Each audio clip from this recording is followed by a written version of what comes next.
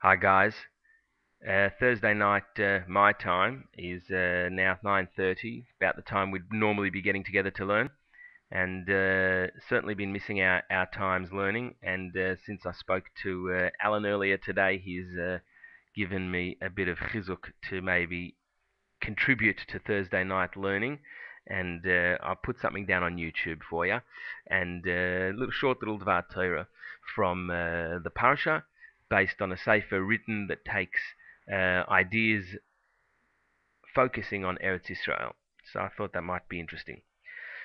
Interesting to note why and how and observe that the first time God speaks to Avram out of the blue, without any warning or without any pomp or ceremony, is a bland command statement. Lech lecha me'artzecha umi moiladatecha umi beis avicha ela oretz asher areka. What's behind this?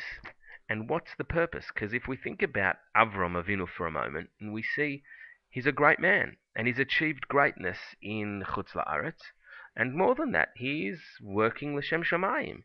His whole life is Gemilas Chesed, is Achnasas Orchim, is being Mekarev people to Yiddishkeit, is about promoting the concept of one God, of a creator, of destroying and getting rid of Avodah Zarah. He's got a lot of work to do in Chutz La'aretz. It would seem strange to take someone of that caliber out of Chutz La'aretz and implant him somewhere else. What would be the point when he's doing such good work?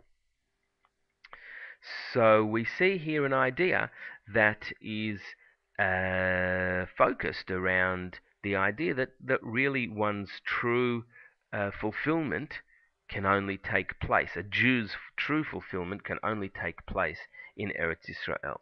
And we'll see this hopefully through an illustration. I'm going to summarize with the author's summary, not my own summary. So I'm putting a disclaimer in here already.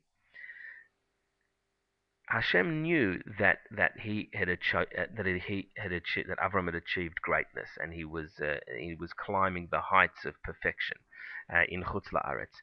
But he also knew that he was able to achieve a lot more and create a lot more, not only for himself and for others around him, but also for the future, his future generations, his future descendants.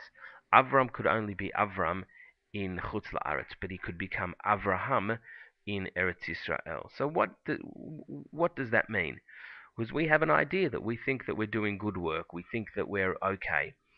So could we be doing more somewhere else? That's something that we need to think about. The only one who really knows that is HaKadosh Baruch Hu. It's just an interesting idea to think about. I'm going to summarize with his summary here. For years, people failed to make Aliyah, primarily for materialistic reasons. Today, however, when one can live quite comfortably here in Eretz Israel, Baruch Hashem, the major deterrent is spiritual complacency. People feel that they have it all in Chutz La'aretz, from communities, Torah learning like Daf Yomi, Chesed organizations, Kiruv, kosher restaurants, etc.